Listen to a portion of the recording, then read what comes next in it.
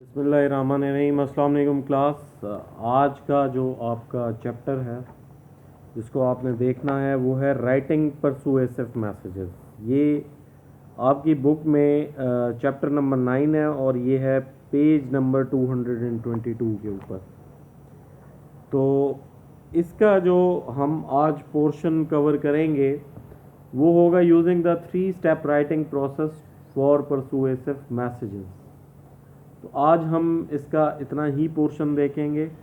इंशाल्लाह अगले लेक्चर में हम इसको मज़ीद कवर करेंगे और नेक्स्ट लेक्चर में आपका ये चैप्टर या ये पोर्शन कंप्लीट होगा, जो कि फ़ाइनल टर्म का आपकी कोर्स कंटेंट्स में 12 to 13 लिखा है, मतलब चैप्टर नंबर या कोर्स कंटेंट नंबर 12 to 13।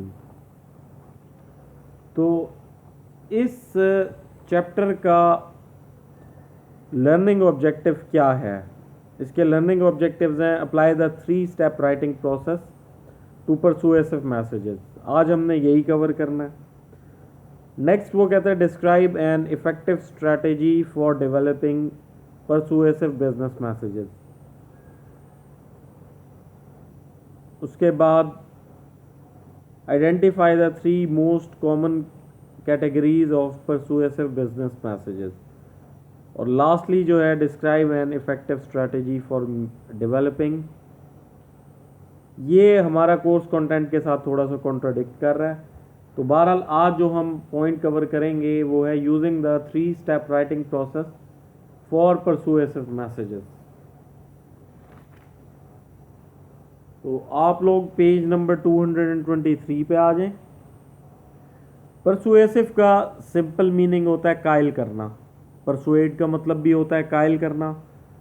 तो इस चैप्टर के अंदर बेसिकली ये प्रोफेशनल स्टडीज़ हैं, वो हमें ये बताना चाह रहा है राइटर कि परसुएसिव मैसेजेस जो हैं वो किस तरह से यूज़ होते हैं और होते क्या हैं। Whether you are convincing your boss to open a new office in Europe or encouraging potential customer to try your products, you'll use many of the same techniques of persuasion। वो कहता है आपने अपने बॉस को कायल करना हो या किसी क्लाइंट को कायल करना हो, इन एनी केस आपको परसुएसिव होना पड़ेगा या परसुएजन यूज़ करनी पड़ेगी। The attempt to change an audience attitudes, एक कोशिश जो कि ऑडियंस के या स्टेक होल्डर्स के एटीट्यूड्स, बिलीव्स या एक्शंस को चेंज करता है। मतलब परसुएसिव मैसेजेस क्या हैं? They can be oral, they can be written, they can be through digital media, they can be through simple media, they can be through SMS और mobile. मतलब medium उनका कोई भी हो सकता है, लेकिन उसका मेन काम क्या होगा? वो एटीट्यूड्स चेंज करेंगे परसुएसिव मैसेजेस, लोगों के बिलीव्स चेंज करेंगे और अल्टीमेटली एक्शन चेंज करेंगे। Because persuasive messages ask audiences to give something of value. Bracket के अंदर है money in exchange for a product for example. वो कहता है आप जो अपनी प्रोडक्ट्स या सर्विसेज देते हैं उसके अगेंस्ट आपकी कंसिडरेशन होती है। When I use word consideration, simply I mean that कि कंसिडरेशन का मतलब है पैसे। इधर भी उसने यही बात की है। और टू टेक सब्सटेंशियल एक्शन, या वो कहता है कि अगर पैसे नहीं है तो सब्सटेंशियल एक्शन होगा कोई। For example changing a corporate policy. ये सिंपल सी बात है, इसमें कोई इतना मुश्किल नहीं जो समझ ना आए। They are more challenging to write than routine messages. अब वो कहता है ये जो आपके परसुएसिव मैसेजेस होते हैं ये रूटीन मैसेजेस से, पॉजिटिव मैसेजेस से, नेगेटिव मैसेजेस से, डायरेक्ट अप्रोच से, इनडायरेक्ट अप्रोच से, हर चीज़ जो हम पहले कवर कर चुके हैं उससे हटकर होते हैं, क्योंकि इसमें आपको किसी से कोई बात मनवानी होती है। Successful professionals understand that persuasion is not about trickery or getting people to act against their own best interests. It's about letting audiences know they have choices and presenting your offering in the best possible light.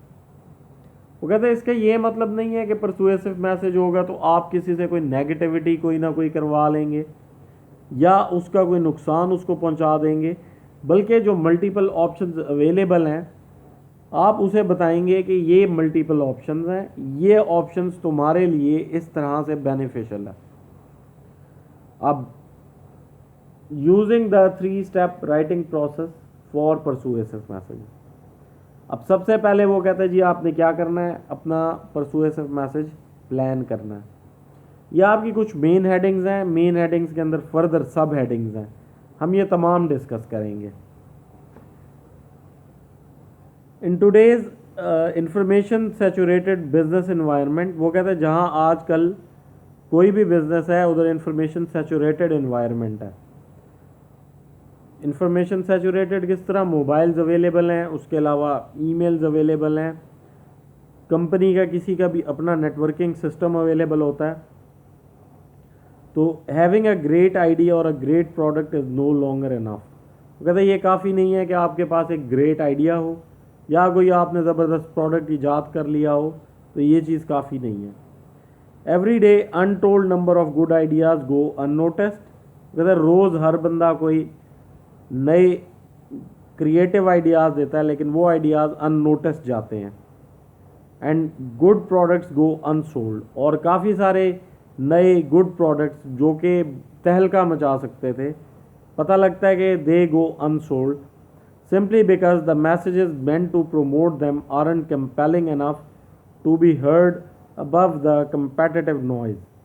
कहते उसकी simple reason ये है कि उन ideas को या उन products को परसुएसिवनेस नहीं होती, वो कंपेल नहीं कर सकते, स्टेक होल्डर्स को मनवा नहीं सकते कि ये हमारा आइडिया अच्छा है या ये हमारा जो आइडिया है, ये हमारा जो प्रोडक्ट है ये तहलका मचा देगा। अगर ये बात मनवा ली होती या परसुएसिव मैसेजेस अच्छे तरीके से लिखा गया होता तो उससे ये होता कि वो शोर में गुम ना हो जाते नए आइडियाज़ या नए products. Creating successful persuasive messages in these challenging situation demands careful attention. कहते हैं परसुएसिव मैसेजेस को बनाने के लिए आपको केयरफुल अटेंशन चाहिए to all 4 task in the planning step. और ये जो है 4 स्टेप्स हैं प्लानिंग के, इनमें एक एक स्टेप सोच समझ के लिखा होना चाहिए। Starting with an insightful analysis of your purpose and audience. वो कहता है ये स्टार्ट होता है आपका मकसद और आपकी ऑडियंस कौन है, इस चीज़ के ऊपर ये बात मुनहसर करती है। खैर सबसे पहले वो कहता है प्लानिंग के कौन से स्टेप्स हैं, उसमें स्टेप नंबर 1 है analysing the situation. In defining your purpose, analysing और डिफाइनिंग पर्पस, इसको आप पर्पस भी कह सकते हैं। तो इसको उसने हेडिंग दी हुई एनालाइजिंग द सिचुएशन, इसको आप हेडिंग यही रहने दें, नीचे बेशक आप जो मर्जी कंटेंट लिख लें, एज़ फार एज उसमें ग्रामेटिकल और स्पेलिंग मिस्टेक्स नहीं होंगी तो वो एक्सेप्टेबल होगा।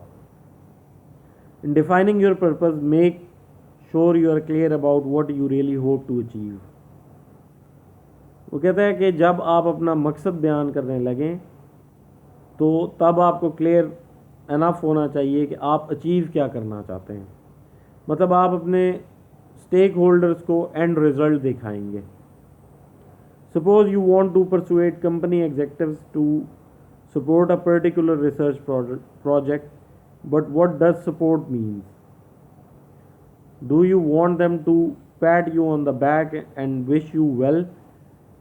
अब उसने इधर एक एग्जांपल दी है, वो कहता है कि आप किसी पर्टिकुलर रिसर्च प्रोजेक्ट को सपोर्ट करना चाहते थे। वो कहता है आप चाहते हैं कि आपकी सीनियर मैनेजमेंट सपोर्ट करे आपको उस प्रोजेक्ट में। अब वो कहता है सपोर्ट क्लियर होना चाहिए, वेरी क्लियर होना चाहिए कि सपोर्ट से आपका क्या मतलब है। कि आपकी कंपनी आपके साथ इन्वॉल्व हो, वो आपकी फाइनेंसिंग करे, या वो आपको थपकी दे कि जी ठीक है ये तुमने किया तो बहुत ज़बरदस्त किया। और do you want them to give you a staff of 5 researcher and a 1 million annual budget? The best persuasive messages are closely connected to your audience's desires and interests। वो कहता है बेस्ट persuasive messages वो होते हैं जो कि audience की ख्वाहिशात को और इंटरेस्ट को मद्देनज़र रखते हैं। देखें जी, कोई भी ऐसा मैसेज या कोई भी ऐसा काम, कोई भी ऐसी बात, इवन आप क्लास फेलोज भी आपस में जब बात कर रहे हो, अगर सामने वाले का इंटरेस्ट नहीं होगा या डिज़ायर नहीं होगी तो वो 1 सेकंड में आपकी बात से बोर हो जाएगा। इधर भी वो यही कह रहा है कि जब आप प्लान कर रहे होते हैं, एनालाइज कर रहे होते हैं, तो तब आपने क्या करना है, ऑडियंस का या स्टेक होल्डर्स का डिज़ायर और इंटरेस्ट को मद्देनज़र रखना है। Consider these important questions. आगे वो एक टिप दे रहा है कि ये क्वेश्चंस जो हैं इनको मद्देनज़र रख के अगर आप कुछ करेंगे तो बहुत अच्छा होगा। Who is my audience, what are my audience members needs, what do I want them to do, how might they resist, are there alternative positions I need to examine, what does the decision maker consider to be most important, to be the most important issue, how might the organization culture influence my strategy। अब ये इधर इसने 5Ws 1H use किया है, ये आप भी कर सकते हैं, बहुत अच्छी बात है। वो कहते हैं इन चीज़ों को आपने पहले सोचना है जो कि उसने मेंशन की हुई हैं। 5Ws 1H का मतलब है व्हाट, व्हेन, वेयर, हाउ, हुम। तो ये आप कोई भी क्वेश्चन हो ये आप उधर पुट कर सकते हैं, लाजमी नहीं है कि यही क्वेश्चन हो। To understand and categorize audience needs, you can refer to specific information such as demographics। आगे ब्रैकेट में उसने एग्जांपल दी हुई है डेमोग्राफीज़ की। The age, gender, occupation, income, education and other quantifiable characteristics. Quantifiable का मतलब होता है जिसकी क्वांटिटी मेजर कर सकते हैं आप, of the people you are trying to persuade. And psychographics, psychographics का मतलब होता है psychology of the stakeholders. When analysing your audience, take into account their cultural expectations and practices so that you don't undermine your persuasive message by using an inappropriate appeal or by organizing your message in a way that seems unfamiliar or uncomfortable। तो simply speaking वो कह रहा है कि आप demographics और psychographics को मद्देनज़र रखेंगे अपने स्टेक होल्डर्स की, ताकि वो अनकंफर्टेबल ना हो। जिधर बंदा अनकंफर्टेबल हो जाए वो कभी भी परसुएड नहीं किया जा सकता। तो प्लानिंग के अंदर सबसे पहले आप इस पैराग्राफ का एक क्रक्स लिख दें, समरी लिख दें। उसके बाद नेक्स्ट पैराग्राफ की आप इसी तरह से ये डेमोग्राफिक्स और साइकोग्राफिक्स लिख दें। थर्ड पैराग्राफ पे आ जाएं, इसको बेशक आप अपने वर्ड्स में समराइज़ कर दें, no problem at all. Next paragraph पे आ जाएं। If you aim to change someone attitudes, beliefs और action, it is vital to understand his और हर मोटिवेशन। वो कहता है कौन सा बंदा या बंदी किस बात पे मोटिवेट होते हैं, उसकी मोटिवेशन समझना इंतहाई ज़रूरी है अगर आप किसी को परसुएट करना चाहते हैं। The combination of forces that drive people to satisfy their needs. तो नीचे टेबल 9.1 दिया हुआ है, इसको देख लीजिएगा थोड़ा सा सरसरी सी नज़र, नहीं तो मेन जो हमारा आज का टॉपिक है वो 3 स्टेप्स ऑफ परसुएसिव मैसेजेस है।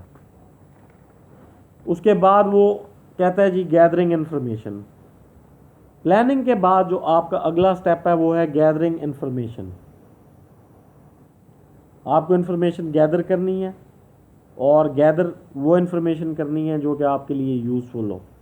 इररेलेवेंट अगर आप इन्फॉर्मेशन गैदर करते हैं परसुएसिव मैसेजेस के दौरान तो वो बिल्कुल किसी काम नहीं आएंगी। इसको ज़रा रीड आउट करते हैं। Once your situation analysis is complete, you need to gather the information necessary to create a compelling persuasive message. You'll learn more about the types of information to include in persuasive business messages and marketing and sales messages later in the chapter। अब देखें, आप लोगों का मुझे नहीं पता कि किसी का कोई सेल्स का एक्सपीरियंस रहा है कि नहीं रहा। तो सेल्स कोई भी प्रोडक्ट हो, इंडोर सेल्स हो, आउटडोर सेल्स हो, तो उसमें परसुएसिवनेस बहुत ज़्यादा मैटर करती है। अब आपने बेसिकली सेल्स के अंदर सबसे पहले आपकी जो प्लानिंग होती है वो ये होती है कि मेरे टारगेट क्लाइंट्स कौन से होंगे। फिर ये गैदरिंग इन्फॉर्मेशन के अंदर भी आ जाता है, स्टेप नंबर 1 और गैदरिंग इन्फॉर्मेशन कंबाइंड। उसके बाद आपको पता लगेगा जी जो सबसे बड़ा परचेज़र है आपके प्रोडक्ट्स का, वो तो 90 डेज क्रेडिट लेता है। अब ये आप सेल्स स्ट्रैटेजी बना रहे हैं, ये आपके लिए रेलेवेंट इंफॉर्मेशन है।